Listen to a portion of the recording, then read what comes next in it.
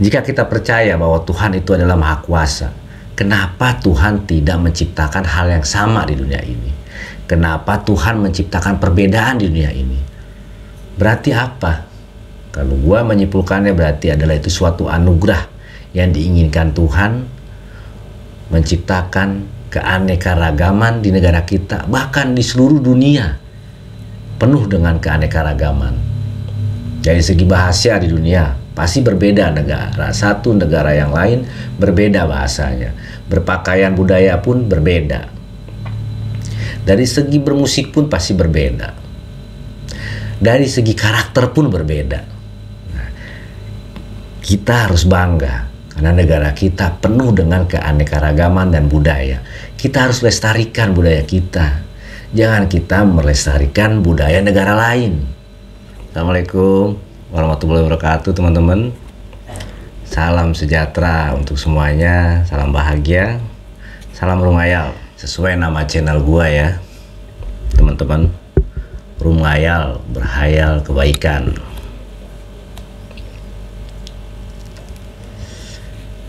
Ya, ini sebenarnya tema berhayal ya, berhayal. Akan tetapi kalau kita mempunyai niat, apapun pasti bisa. Apapun bisa terjadi jika kita memang niat dan kita saling menghargai satu sama lain. Berhayal Indonesia hidup damai.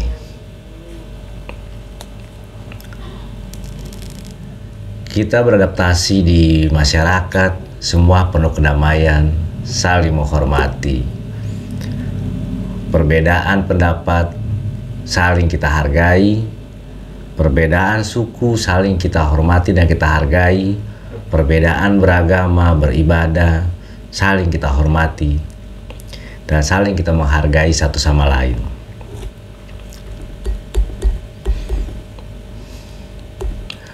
Umat Islam melakukan kegiatan ibadah, sholat, pengajian dan lain sebagainya.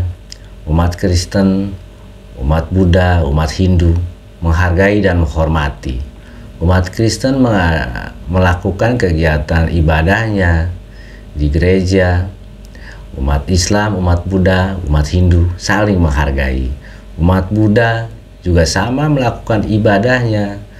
Umat Islam, umat Kristen, umat Hindu saling menghormati dan menghargai. Umat Hindu pun sama mengadakan kegiatan ibadahnya. Umat Islam, umat Kristen, umat Buddha menghormati umat Hindu.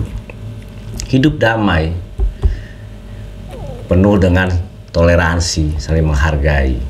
Begitu juga kita melakukan aktivitas di jalan raya, saling menghormati satu sama lain, tidak saling berebutan di jalan raya.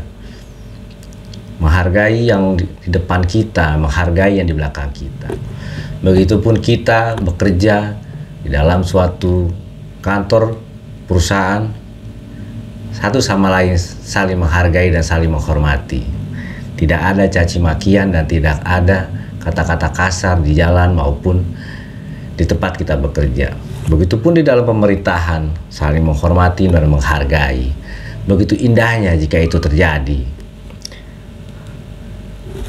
Tidak ada hal yang tidak mungkin jika kita semua saling berempati, jika kita semua saling merasakan. Kita tidak ingin disakiti, kita pun tidak mau dicaci maki. Begitupun sebaliknya, orang lain pun tidak mau disakiti, orang lain pun tidak mau dicaci maki.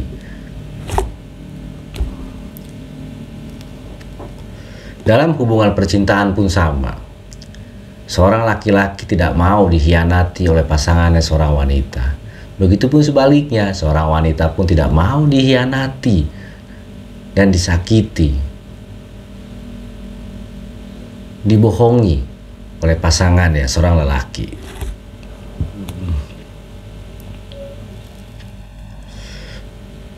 Orang tua menghormati dan menghargai anak-anaknya. Anak-anaknya pun sama, menghormati dan menghargai orang tuanya. Di dalam keluarga besar, satu sama lain saling menghargai, saling menghargai dan menghormati saudara-saudaranya. Begitupun sebaliknya, saudara-saudaranya menghormati kita. Berhayal itu mudah dan sangat gampang. Pada kenyataannya sulit. Tetapi menurut gua tidak ada yang sulit jika kita semua berempati satu sama lain. Jika kita semua menghargai satu sama lain. Kita sedang sulit hidup, kita sedang sakit. Keluarga kita, tetangga kita membantu kita. Begitupun sebaliknya, saudara kita sakit, tetangga kita sakit, kita pun harus membantunya dan menghormati orang-orang yang sakit. Keberaneka-ragaman di negara kita itu adalah suatu anugerah menurut gua, suatu anugerah. Bermacam-macam suku, bermacam-macam ras, bermacam-macam agama ada di negara kita. Bermacam-macam bahasa pun ada di negara kita. Kita sangat banyak mempunyai bahasa sesuai dengan suku dan adat di dalam setiap daerah. Kita harusnya bangga karena kita mempunyai budaya yang asli, budaya leluhur kita yang diturunkan kepada kita, dan kita harus jaga budaya kita yang menjadi aset kita, sehingga orang-orang yang ada di luar sana, di luar negara kita, ingin mempelajari budaya negara kita dari segi berpakaian, dari segi bahasa, dari segi tari-tarian, dan macam-macam. Dari segi musik pun sama. Bermacam-macam suku bangsa, bermacam-macam suku di daerah-daerah negara kita mempunyai seni musik yang berbeda. Nah, kita harus bangga di situ. Kita harus bangga karena keberaneka-ragaman ini mempunyai nilai, mempunyai aset, sehingga wisatawan dari luar datang ke negara kita ingin menikmati budaya negara kita. Kadang gue juga bingung kenapa gue bikin konten ini ya, berhayal, hidup penuh dengan kedamaian. Ya karena memang gue kangen dan gue memang suka kedamaian, dan gue juga suka keramah tamahan, dan gue juga memang suka perbedaan. Perbedaan itu adalah anugerah dari Tuhan. Karena Tuhan Maha Kuasa. Tuhan pun bisa menciptakan yang Tuhan inginkan. Jika kita percaya bahwa Tuhan itu adalah Maha Kuasa, kenapa Tuhan tidak menciptakan hal yang sama di dunia ini? Kenapa Tuhan menciptakan perbedaan di dunia ini? Berarti apa? Kalau gua menyimpulkannya, berarti adalah itu suatu anugerah yang diinginkan Tuhan, menciptakan keanekaragaman di negara kita, bahkan di seluruh dunia penuh dengan keanekaragaman.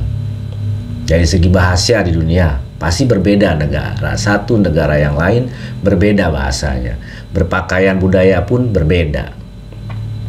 Dari segi bermusik pun pasti berbeda. Dari segi karakter pun berbeda. Kita harus bangga karena negara kita penuh dengan keanekaragaman dan budaya. Kita harus lestarikan budaya kita. Jangan kita melestarikan budaya negara lain. Beragamalah sesuai dengan negara kita. Beragamalah sesuai dengan budaya kita.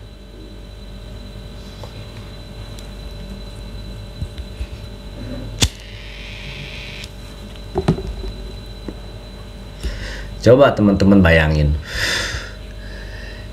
kita merasa kesulitan hidup, merasa susah itu karena energi negatif. Jika kita hidup tidak damai, kita banyak konflik di keluarga, banyak konflik di lingkungan tempat tinggal kita banyak konflik di dalam bekerja, kita banyak konflik dalam bernegara, bermasyarakat, rezeki pun pasti akan kesusahan, akan sulit, pasti punya masalah nanti finansialnya. Dan kita pun hidup tidak nyaman karena kita mempunyai masalah dalam kehidupan. Akan tetapi jika kita hidup damai dalam berkeluarga, bermasyarakat di lingkungan tempat tinggal kita, beradaptasi dan bersosialisasi di lingkungan bekerja kita, hidup tenang dalam menjalani aktivitas kita di luar, kita pun pasti akan merasa nyaman. Karena hidup apa sih yang dicari? Kenyamanan. Coba aja kalian pikirin. Saat remaja mungkin emosi masih labil. Tetapi jika kita sudah tiba pada usianya nanti, kita pasti akan mencari kenyamanan. Begitu juga kita berhubungan dengan pasangan kita. Mungkin awal kita penuh dengan hawa nafsu cinta, sayang yang menggebu-gebu. Tetapi nanti pada akhirnya kita membutuhkan kenyamanan dengan pasangan. Kita membutuhkan teman untuk bicara dengan pasangan kita. Karena waktu untuk berkegiatan seksual pun kita mulai berkurang dikarenakan faktor kemampuan fisik kita. Akan tetapi manusia pasti membutuhkan teman hidup untuk berkomunikasi, untuk bercerita, untuk berkeluh kesah, untuk bersenda gurau. Coba teman-teman pikirkan, kita pun pasti capek jika kita melihat tayangan di media sosial, apapun, YouTube, Instagram, dan lain sebagainya, penuh dengan saling mencaci, penuh dengan saling menjelek-jelekan. Apalagi konten-konten yang mengupas masalah-masalah keagamaan. Itu hal yang sangat sensitif dan kadang menimbulkan reaksi opini publik, sehingga di situ ada sentimen membawa golongan, membawa suatu agama, dan itu berdampak negatif untuk yang menontonnya, untuk yang membaca dari pesan-pesan netizen. Dan biasanya orang akan terbawa emosi atau terprovokasi karena dia merasa ada pesan yang di luar dari agamanya dan membicarakan konsep-konsep sensitif agamanya dia. Merasa tersinggung sehingga memberikan komentar yang tidak enak pada kolom komentar di channel YouTube. Nah, itu akhirnya menimbulkan reaksi orang lain untuk melanjutkan komentar-komentar tersebut. Dan orang-orang yang sering berkomentar negatif dan orang-orang yang sering memberikan pandangan hidup yang negatif terhadap kelompok-kelompok suku, ras, ataupun keagamaan, hidupnya pun tidak akan nyaman karena mempunyai pandangan-pandangan dan pola pikir yang negatif, sehingga dia pun sebetulnya tidak nyaman hidupnya karena selalu emosi, selalu sensitif. Nah, akhirnya akan ada sentimen pribadi kepada suatu golongan. Gue berhayal jika di dalam bernegara, bermasyarakat, kita saling menyayangi dan menghormati, seakan-akan tidak ada golongan, Makanya gue pun berharap komunitas-komunitas, organisasi-organisasi yang ada di masyarakat sebisa mungkin diperkecil ataupun mungkin tidak ada sama sekali, lebih baik. Karena jika tidak ada sama sekali, jadi gue pun sama orang lain sama. Karena tidak ada komunitas tertentu, gue pun tidak membawa bendera komunitas gue, tetangga gue pun atau orang lain pun yang ada di sekitar gue tidak mempunyai bendera apapun dalam komunitasnya. Jadi kita sama-sama hidup bernegara Republik Indonesia, tidak ada golongan apapun, hidup penuh dengan kedamaian. Karena banyaknya komunitas, banyaknya golongan, nah disitulah akhirnya mempunyai perbedaan-perbedaan konsep-konsep berpikir, sehingga akhirnya banyaklah gesekan-gesekan yang mengakibatkan saling bertentangan dan bahkan menimbulkan saling keributan. Bahkan ada terjadi kelompok A, kelompok B dalam bermasyarakat berkelahi. Yang awalnya berkelahi anggotanya sama anggotanya, akhirnya menjadi suatu golongan yang besar bentrok dengan golongan yang lain. Nah itu kan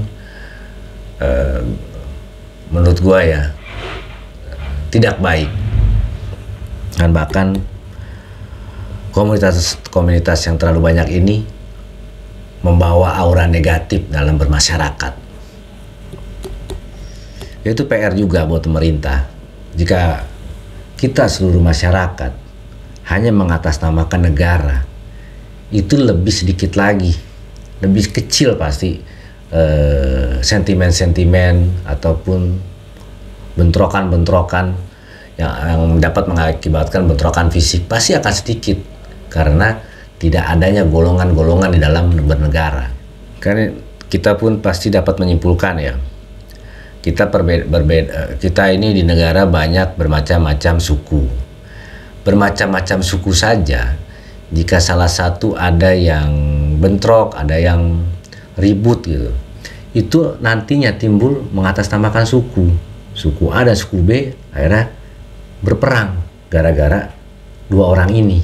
Nah, apalagi ditambahkan dengan golongan organisasi-organisasi di masyarakat, makin banyak konflik-konflik dikarenakan adanya permasalahan pada individu masing-masing.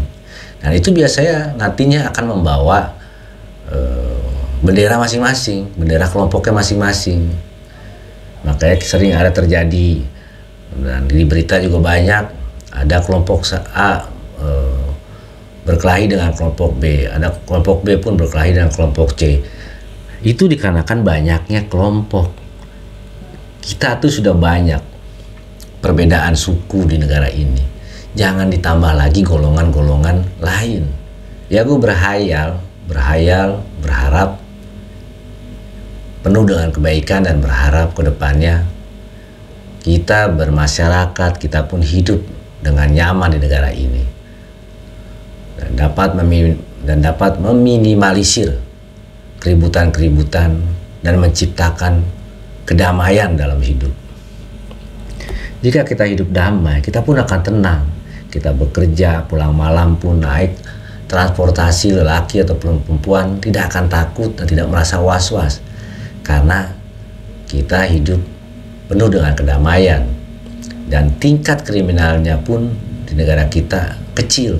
Kita pun tidak was-was jika kita punya anak seorang perempuan kerja pulang malam atau larut malam, kita pun tidak akan merasa was-was. Apakah teman-teman tidak ingin hidup nyaman seperti itu? Jika kita mempunyai empati, kita pun pasti tidak akan melukai orang, kita pun tidak akan menyakiti orang. Jika kita ingin menyakiti orang, melukai orang, kita akan mikir bagaimana jika kita yang disakiti oleh orang lain. Jika ada seorang laki-laki, segerombolan laki-laki melecehkan wanita, kita pun tidak mau, karena kita berempati bagaimana anak kita yang perempuan, bagaimana adik kita yang perempuan dilecehkan. Kita pun tidak mau ada keluarga kita perempuan dilecehkan oleh orang lain. Belajarlah berempati, belajarlah berempati. Negara pun akan maju jika dipenuhi dengan kenyamanan, kebahagiaan, dan kesejahteraan untuk rakyatnya. Kenyamanan dalam bernegara, kenyamanan dalam hidup di suatu negara. Ya gue berhayal damai seperti ini, gue pengen tahu aja ya teman-teman sependapat atau sepemikiran tentang gue ya. Apakah suka dengan perdamaian, apakah suka dan senang dengan hidup damai gitu.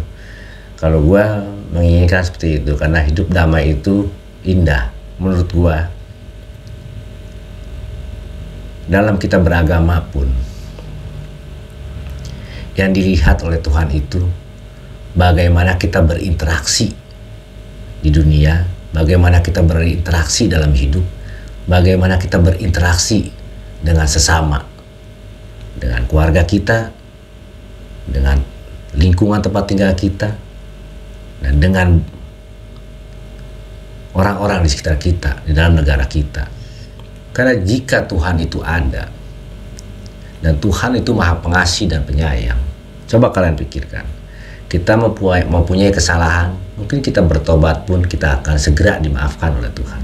Tapi jika kita menyakiti orang lain, menyakiti hatinya saja, tiba-tiba kita mau mati, kita bagaimana untuk meminta maaf kepada orang tersebut? Dan seandainya pun kita ketemu dengan orang tersebut, kita minta maaf sama orang yang kita sakiti, di mulutnya mungkin bisa dia akan berucap, ya gue maafkan. Tapi jika di hatinya berbeda, gue yakin tetap kita mempunyai kesalahan dan akan diadili nanti di kehidupan setelah kematian. Karena hati itu punya andil, makanya Tuhan menciptakan hati. Makanya ada suara hati, ada bisikan di hati kita. Dan kita pun merasa sakit jika disakiti orang lain, hati kita pun akan sakit. Mulut orang bisa mengucapkan tidak apa-apa, tetapi hati orang bisa berkata lain dengan mulutnya. Itu bukan contoh orang munafik, bukan. Memang ada orang bilang lain di mulut, lain di hati, berarti lu munafik. Bukan juga. Itu bisa jadi perhitungan juga. Dan bisa jadi Tuhan pun menilai apakah kita dimaafkan oleh orang tersebut atau tidak. Karena kehidupan yang paling sempurna itu kan kalau diceritakan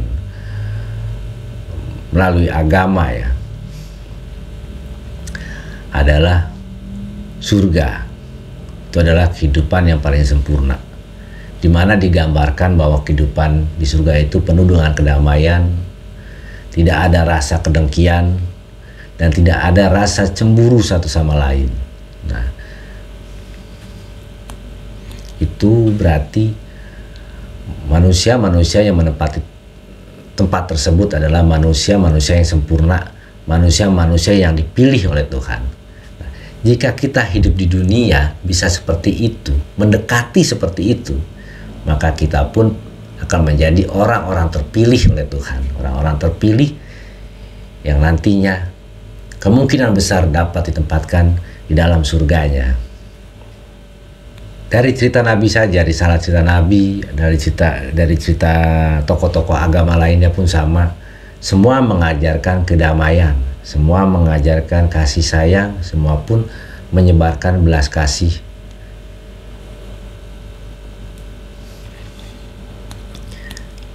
Berarti intinya Tuhan cuma mengarahkan kita hidup di dunia ini penuh dengan kasih sayang, penuh dengan kebahagiaan, penuh dengan memberikan rasa nyaman kepada orang lain. Jadi yang dinilai adalah itu sebetulnya intinya. Bukan terfokus dengan ritual-ritualnya. Ritual-ritual itu untuk melatih hati kita supaya kita dapat hidup damai di dunia. Jika kita mengerjakan ritual-ritual itu secara keagamaan, syariat, dan lain sebagainya sesuai dengan agamanya masing-masing, tetapi perilaku kita tidak mencerminkan, memberikan rasa damai kepada orang lain, maka Tuhan pun tidak meridhoi apa yang kita lakukan. Tuhan pun tidak akan meridhoi ritual-ritual agama yang kita lakukan. Dari cerita-cerita Nabi, Rasul, dari cerita-cerita buku-buku agama dan buku-buku agama lain pun yang sedikitnya ada gue baca juga, intinya saja Semua menyebarkan kebaikan, semua menyebarkan adab dan moral, semua pun menyebarkan rasa empati dan kasih sayang untuk sesama. Jadi jika ada orang yang mengaku beragama tetapi masih membenci agama lain, masih mencaci agama lain, itu tidak mencerminkan orang yang beragama. Dan gue pun tidak mau hormati mereka yang seperti itu. Gue gak respect sama orang seperti itu dikarenakan masih ada kebencian di hatinya. Dan gue berdoa supaya orang-orang yang seperti itu, yang penuh dengan kebencian terhadap sesama, dapat segera Tuhan bukakan hatinya, dan dapat segera Tuhan berikan kasih sayang, sehingga dia yang dulunya mempunyai kedengkian di hatinya bisa merubahnya, sehingga diberikan hati yang penuh dengan kasih sayang. Ya, semoga hayalan ini menjadi kenyataan, dan teman-teman pun dan orang-orang yang ada di negara kita penuh dengan rasa saling hormat menghormati, saling menyebarkan kasih sayang.